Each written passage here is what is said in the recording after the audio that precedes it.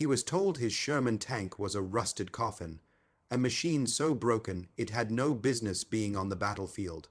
14 minutes later, that same broken Sherman would do the impossible. It would turn 6 German Panthers into burning wrecks and rewrite everything the enemy thought they knew. They called it a waste of resources, a tank more suited for the scrapyard than the battlefield. Mechanics shook their heads at it. Officers signed off on more powerful replacements, and other crews looked at it with the same expression they'd give a sinking ship. The Sherman in question had earned a reputation that nobody wanted. Unreliable, under-armored, undergunned, and, worst of all, broken beyond what most considered worth fixing. But inside that war, Naut Hull stood a commander who saw something different. Where others saw a dead machine, he saw a surviving one. Where they saw weakness, he saw a challenge waiting to be met. He knew that machines don't win battles by themselves. It was the crew inside that brought them to life. This Sherman had already lived through more than most machines ever would. The dents on its armor weren't just scars. They were memories. Every patch welded onto the hull had a story behind it. Every groan of the engine was a reminder that somehow, despite everything, it still kept going. The tank's parts came from everywhere. A turret ring pulled from a burned vehicle, side armor plates torn off a wreck, a transmission borrowed from a tank that had stopped moving months before. To the Army, this mix and match creation looked like a disaster. But to the crew, it was a symbol of survival. They didn't need perfection. They needed something that could move, shoot, and keep them alive long enough to make a difference. When word spread that German Panthers were advancing, confidence in the Sherman hit a new low. The Panther wasn't just another enemy tank. It was the monster of the battlefield, a machine designed to dominate. Its gun outranged the Sherman's by hundreds of meters. Its armor was thicker in every direction, and its reputation alone was enough to make entire crews feel small. Compared to that, the Sherman felt like a tin can thrown against a steel wall. Even the commanders in the rear believed this war. Naut Sherman stood no chance, but the man commanding it didn't accept the idea of fate being decided by steel thickness or horsepower. He walked around the tank the morning before the battle, touching the hull like it was an old friend. Every rattle and vibration was familiar. He knew where the armor was thinnest, where the engine hesitated, where the turret lagged by half a second before locking into place. He knew its flaws better than anyone, and because he understood them, he also knew how to work around them. A perfect tank wasn't needed for a perfect moment. What was needed was a crew who trusted each other more than they feared the enemy. And that trust existed inside this machine. The driver had a habit of talking to the tank like it was alive, convincing it to push just a little harder. The gunner could read the commander's voice and adjust his aim before the order was even finished. The loader worked with a speed that came from instinct, not training. Together, they made the Sherman something more than metal and gears. They turned it into a living force, imperfect, patched together, but unbreakable in spirit. This is why, even when everyone else dismissed it as a broken relic, they climbed inside without hesitation. Because sometimes a tank isn't great because of what it is. Sometimes it's great because of who believes in it. The commander and his crew knew from the beginning that they could not rely on superior armor or superior firepower. Their Sherman was outmatched on paper in every way that mattered to battlefield theorists.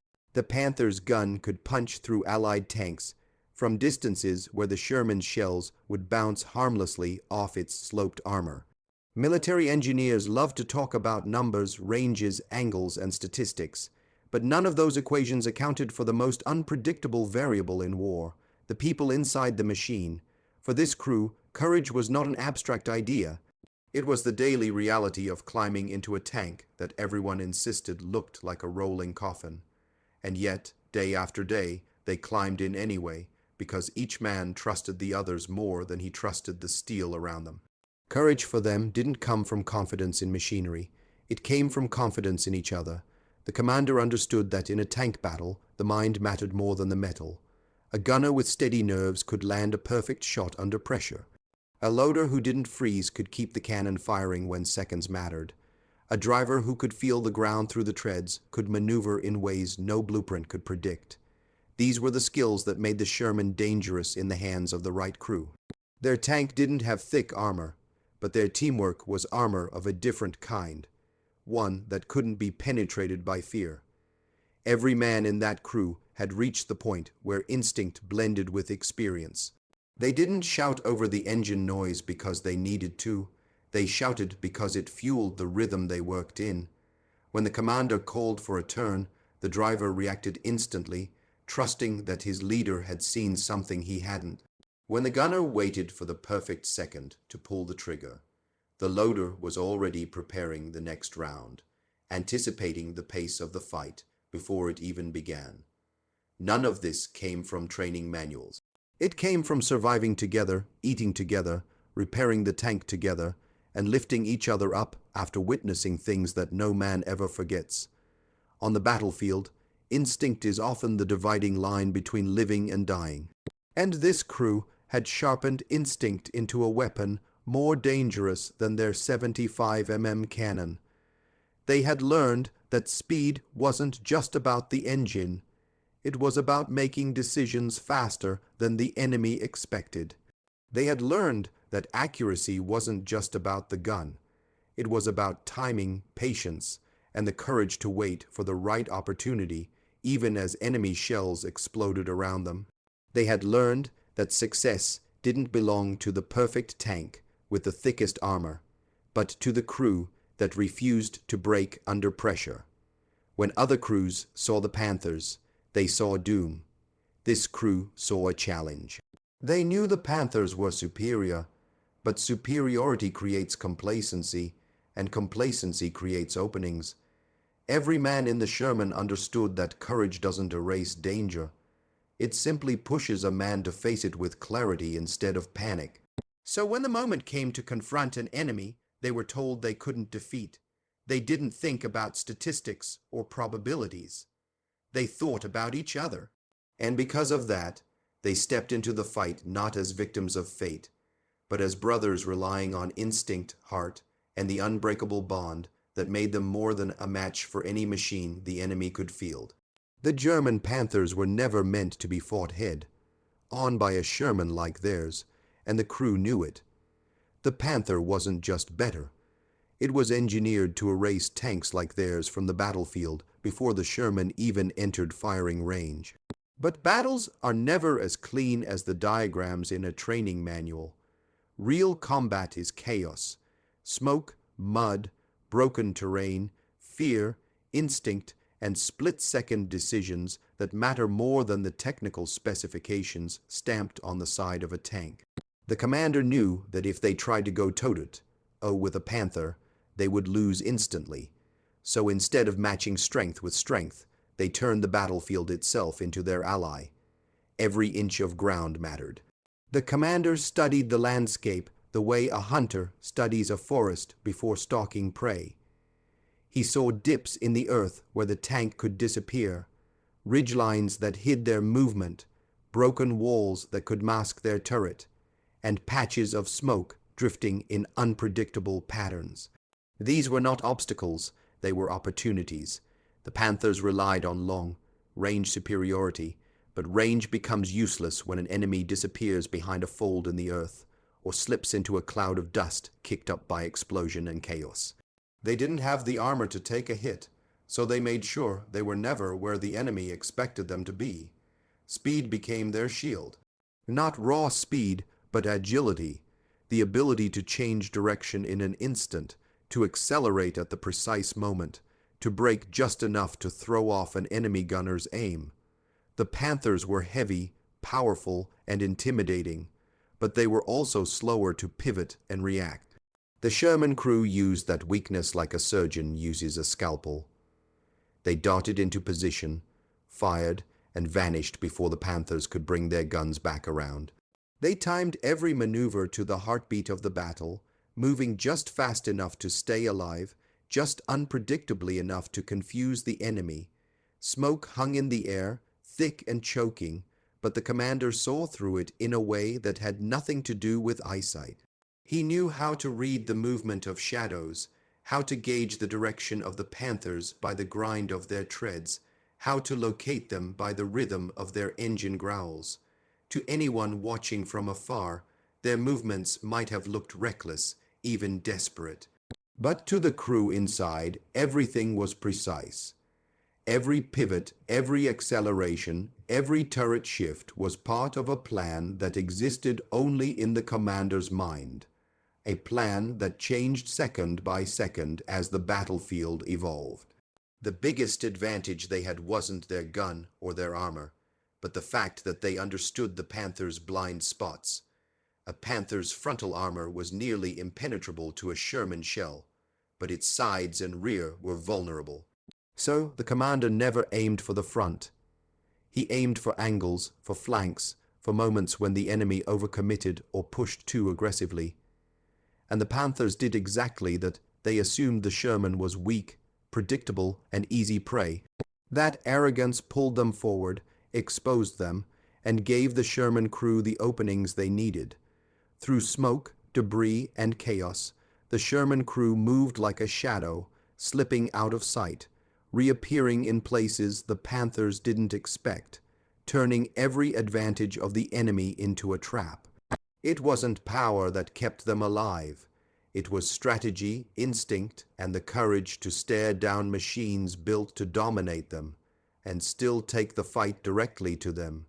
Each shot fired in those 14 minutes carried the weight of every decision the crew had ever made together. There was no room for hesitation, no margin for error, and no second chances. Against Panthers, the first shell often decided everything, whether the battle continued or ended in fire. The commander understood this with a clarity sharpened by experience. Every time he called out a target, every time he gave the order to fire, it wasn't just a command. It was a test of discipline under pressure none of them could afford to fail. Their survival depended on turning fear into focus, chaos into concentration. The gunner, locked into the sight like his own life depended on the precision of his aim, treated every shot as if it were the only one they would fire. His breath slowed, his heartbeat steadied, and the world outside the gun sight faded into a single point of intention. The battlefield was roaring, shells exploding around them, the tank rattling from near misses and harsh maneuvers. But inside, the gunner existed in total silence. He had learned long ago that in moments like this, a millimeter off target meant the difference between destroying a Panther or inviting its deadly cannon to swing in their direction. He didn't just aim, he calculated, predicted, and trusted that the commander's instincts would position them at the perfect moment for a killing shot. Beside him, the loader's world was entirely different. He didn't have the luxury of calm breath or careful timing. He worked in a violent rhythm dictated by urgency. Every spent casing ejected was a reminder that the next round needed to be ready instantly. His hands were raw, bruised, and burned from handling hot shells, but he moved with a speed that came from a place deep within, somewhere between survival instinct and unwavering loyalty to the men around him. He didn't hear the explosions outside. He heard only the metallic clank of the next round entering the breach and the shouted confirmation from the gunner that he was ready again. In those moments, the loader wasn't just part of the process. He was the heartbeat of the tank's fury. The commander, scanning through his periscope, didn't have time to think about what might happen if they missed. He only thought about how to create the next opening. He read the battlefield like an ever-shifting puzzle, identifying moments when the Panthers hesitated, overextended, or became too confident in their overwhelming firepower. Each time he shouted for the driver to move, it was to exploit one of those fleeting opportunities. Each time he ordered the gunner to fire, it was because he saw the precise angle that exposed the Panther's weakness. His decisions were made in fractions of a second, but the consequences were life or death. The driver felt every vibration through the seat and controls, reading the ground like a language he had long since mastered. He anticipated the commander's commands before they came, swerving sharply to avoid incoming fire, accelerating at the exact moment that forced a Panther's shot to miss, and positioning the Sherman so the gunner had the cleanest possible angle. The tank moved like an extension of his own body, every shift of weight and every turn of the tracks serving the purpose of survival and attack. Together, they made every shot count, not because the Sherman's cannon was exceptional, but because the crew behind it refused to waste even a second. Under crushing pressure, they achieved what most believed impossible. They matched precision with courage and turned their will to survive into a weapon deadlier than anything the enemy rolled onto the field. 14 minutes. That was all the time it took for the impossible to unfold, though to the men inside the Sherman, it felt like a lifetime condensed into moments of pure instinct and unbroken will. Each minute was filled with decisions made faster than thought, each second carrying the weight of life and death. The first Panther fell because they acted before fear could take hold. The second fell because they refused to believe the first success was luck. The third, fourth, fifth, and sixth fell because the crew understood that momentum was a weapon just as powerful as any cannon on the battlefield. Once they seized it, they never let it go, but success didn't come easily. Every Panther they faced was a towering monster of steel, larger, stronger, more heavily armed, and forged to dominate machines like the Sherman. Yet each time, the crew found a new angle, a new opportunity, a new moment to exploit. When the second Panther tried to flank them, they didn't panic. The commander saw its intention before it fully committed, ordered a sudden turn, and the driver executed it with a jolt that threw the enemy's aim off by inches. The gunner seized the opportunity, firing with the kind of focus that could only come from a man who understood the consequences of hesitation. One well-placed shot, and the giant stumbled. The third Panther came with more caution, learning from the mistakes of the first two. It fired repeatedly, each shot digging into the earth so close to the Sherman that dirt rained onto the hull like a burial warning. The crew didn't retreat. They shifted just enough, never too far, never too slow, to deny the Panther a clean hit. When they finally attacked, it wasn't from fear, but from a cold certainty that if they didn't strike now, they wouldn't get another chance. The shell slammed into the Panther's side armor, and the battlefield shook with the eruption of flames. By the time the fourth and fifth Panthers entered the fight, rage had taken over the enemy. They were no longer fighting tactically. They were fighting to avenge the humiliation of losing to a tank they had dismissed as inferior. But emotion is the enemy of precision, and the Sherman crew used that to their advantage. The Panthers pushed too hard, too fast, exposing themselves to angles they shouldn't have allowed. The commander guided the Sherman like a predator circling wounded prey. The gunner's shots struck with brutal efficiency. Another explosion, another Panther silenced. The sixth and final Panther was the deadliest of them all. It came in fully aware of what had happened to the others. It moved with discipline, anticipating every trick, refusing to overextend. It forced the Sherman into the tightest, most unforgiving duel of the entire battle.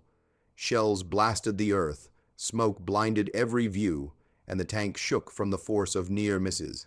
Yet under this suffocating pressure, the crew didn't break. They waited, they maneuvered, they found the one angle, just one, where the Panther revealed its vulnerable side. When the gunner pulled the trigger, it wasn't desperation. It was destiny. And with that final explosion, the battlefield fell silent, leaving 6 Panthers in flames around a Sherman everyone had deemed too broken to fight. Long after the smoke had cleared and the battlefield returned to an eerie silence, the truth of what happened that day remained etched not in steel, but in the memory of the men who survived it. The Sherman tank stood in the middle of the destruction, its armor scorched, its paint cracked, its engine still trembling from the stress of battle. It didn't look like a hero. It looked like a survivor, battered, exhausted, yet somehow still standing. Around it lay the hulking remains of 6 Panthers, their blackened silhouettes stark against the ruined ground. The contrast told a story more powerful than any report or statistic could ever capture. On one side, machines engineered to represent dominance. On the other, a tank that had been written off as useless. And yet, it was the broken one that lived. People often talk about tanks as if they fight by themselves, as if firepower, armor, and design alone determine victory. But any veteran who has felt the ground shake beneath them knows the truth. Machines are nothing without the human beings who command them. It wasn't the thickness of the armor that allowed the Sherman to survive. It wasn't the horsepower, the gun barrel, or any mechanical superiority.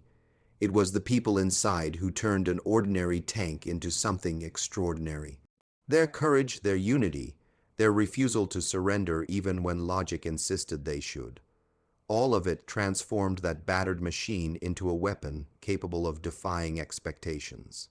The story of that battle spread quickly, carried by soldiers who witnessed the aftermath or heard fragments of what had happened. Some refused to believe it at first. 6 Panthers in 14 minutes. It sounded impossible because they were thinking like engineers, not like the men who lived through the fight. They didn't understand the bond shared by that crew, the way each member operated with a level of trust and understanding that couldn't be measured in blueprints or performance charts. Their victory was not the result of raw power, but a determination sharpened by desperation and hope. Every soldier who encounters impossible odds faces a choice. They can accept the certainty of defeat, or they can defy it simply by refusing to bow. The Sherman crew made their choice long before the first Panther fired. They chose each other. They chose to believe that courage could overcome fear, that instinct could outmaneuver superiority, and that unity could withstand the weight of forces designed to break lesser men. Machines gather dust, steel rusts, but courage, real, unbreakable courage, echoes long after the battlefield is forgotten. And that is why, even years later, the tale was still told. Not because a Sherman destroyed 6 Panthers, but because ordinary men proved once again that history is shaped not by the strongest machines, but by those who refuse to give up. The legend was never about the tank. It was about the human spirit that burned inside it, brighter than any explosion, stronger than any armor, and impossible to defeat.